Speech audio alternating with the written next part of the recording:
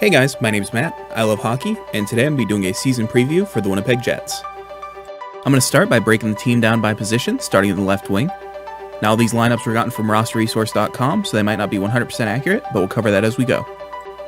Starting on the left wing, you have Kyle Connor, Nikolai Ehlers, Matthew Perreault, and Marco Dano.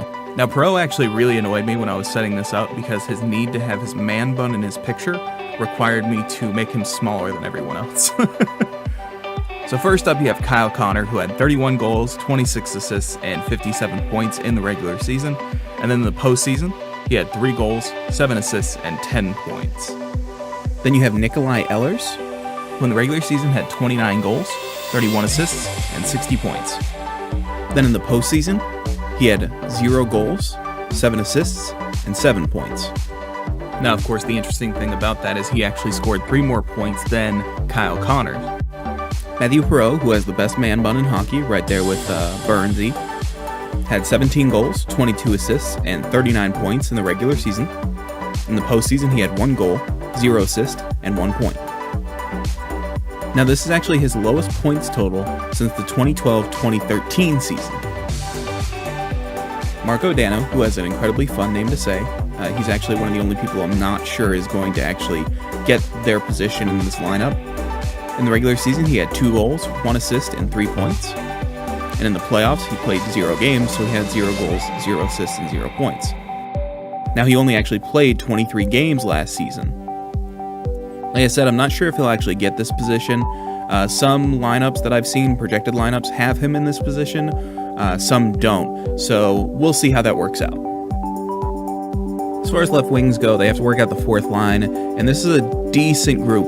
But left wings are notoriously hard to get really impressive left wings, so this is actually a really solid group as far as the NHL standard goes. Now down the middle, you have Mark Scheifele, Brian Little, Adam Lowry, and Andrew Kopp.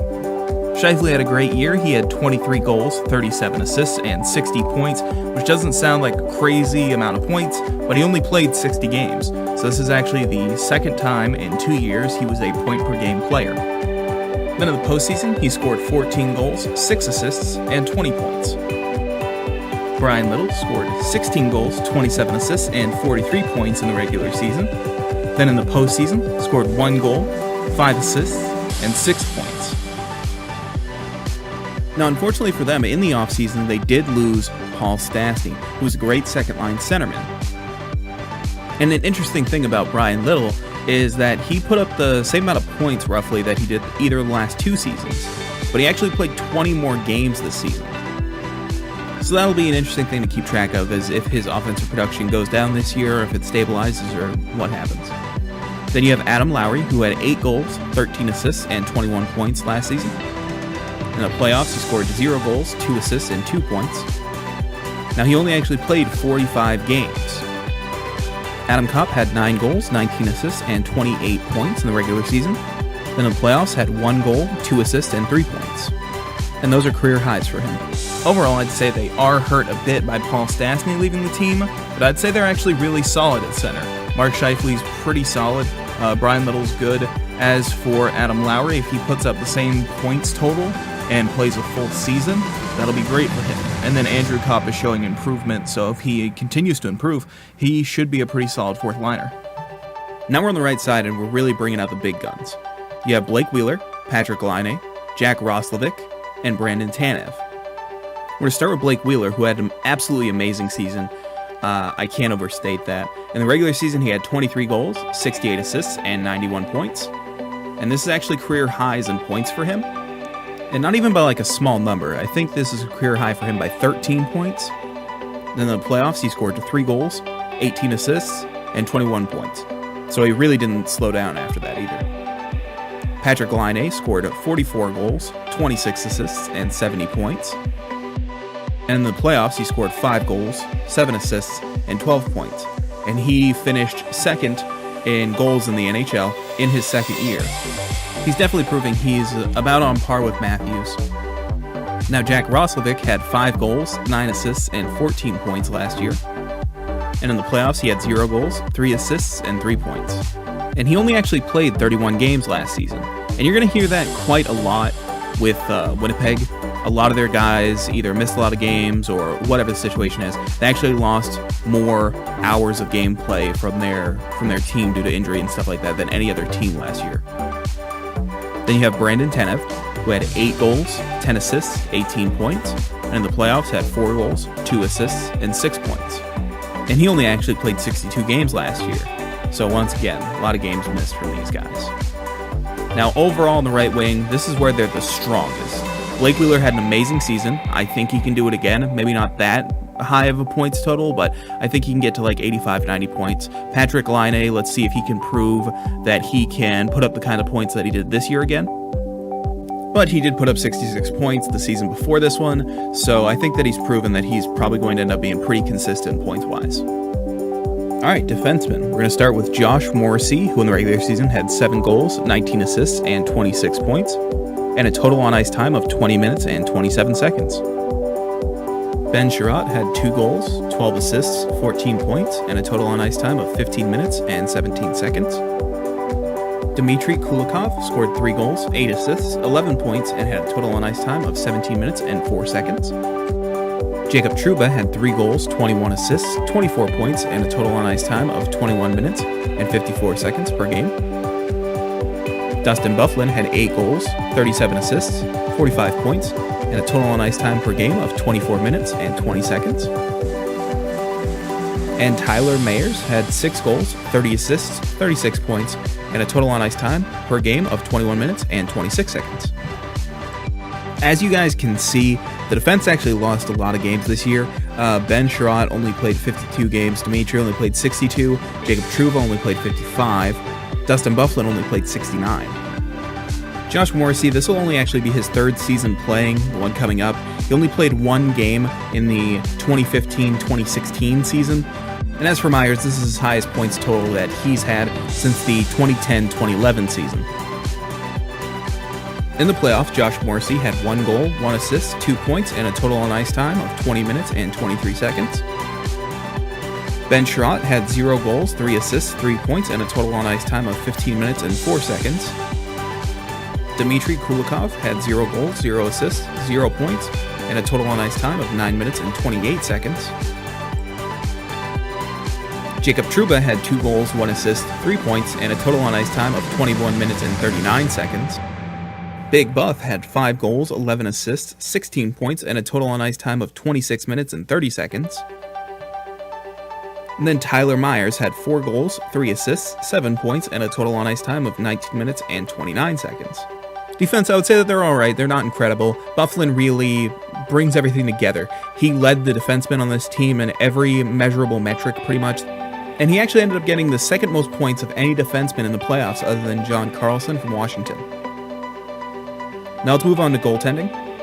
You have Connor Hellebuyck, and you have Laurent Brossoit. And Connor Hellebuyck actually looks like, in my mind, if a cartoon drawing of the devil was made into a person. And his name is Hellebuyck, so I figure that's pretty apt. In the regular season, he had 44 wins, 11 losses, and 9 overtime losses. He had a goals against average of 2.36 and a save percentage of .924. This is actually 18 more wins than he had in any of his previous seasons, so that's quite a lot more wins. It's a question of whether or not he can repeat that. And then in the playoffs, he had 9 wins, 8 losses, a goals against average of 2.36, and a save percentage of .922. Then Brossoit had 3 wins, 7 losses, and 1 overtime loss, a goals against average of 3.24, and a save percentage of .883. I'd say they're pretty solid, especially if Hellebuyck can repeat the year that he had last year. Now, we're going to look at contracts that were signed in the offseason. And we're going to start with Hellebuyck, who re-signed for 6 years at the cost of $6,166,667. I feel like this is more proof that he is the devil come to life. Jacob Trouba re-signed for 1 year for $5.5 million. Marco Dano re-signed for 1 year at $800,000. Brandon Tanev signed for 1 year at $1.15 million. Adam Lowry re-signed for 3 years at $2,916,667. And Brossoit signed as a free agent for 1 year at $650,000. Now, let's look at things that I think are still up in the air. These are questions that I have that I think will determine whether or not a team does really well in the coming season, or whether or not they'll fall back. So let's go ahead and look at the first one. First thing I'm curious about is their loss of games played. Like I said, they lost more game hours than any other team. So if everybody can really stay healthy this year, I think that they'll make a really good run at the President's Trophy again. Imagine if their team was healthy all year last year. They probably would have won the President's Trophy with how they were playing. Now, the next thing that I'm concerned about would be their third and fourth lines. So Winnipeg finds themselves in a very interesting situation where they have two groups of guys. Their first two lines both play like first lines. They're both amazing groups of guys that can really put pucks in the back of the net, really generate scoring. Now, their third and fourth lines are a bit weaker, as you would expect. Some of those guys are a little bit more inexperienced, or they just didn't play a whole lot of games last season. I'm very curious as how they're going to do when they're playing complete seasons and see how they mature. Next thing is adding at the deadline. They have over $10 million in cap space in Winnipeg, which means that they could add somebody at the deadline to shore things up if they need to. The only problem with that is that they do need to keep a lot of that cap space to re-sign Laine next year. Now, probably the most important thing I would say is whether or not Hellebuyck can repeat the year he just had. He had an amazing year. He put up amazing numbers, but he's never done that before. He showed the previous season that he's a pretty good goaltender, but this year he showed that he's a pretty amazing goaltender. And I think that if he can do it again, Winnipeg will have a season to match. Alright guys, well that wraps up my season preview for your Winnipeg Jets. I do think that they're probably going to win the division this year. I know that's kind of weird to say when they're in a division with Nashville, and Nashville is so amazing, but I really do think that they're going to have an amazing year. With that said, I'm going to be doing season previews for every team, so make sure to check back for those. Please like, share, subscribe, everything like that. This is Less Than 3 Hockey, and thank you so much for watching.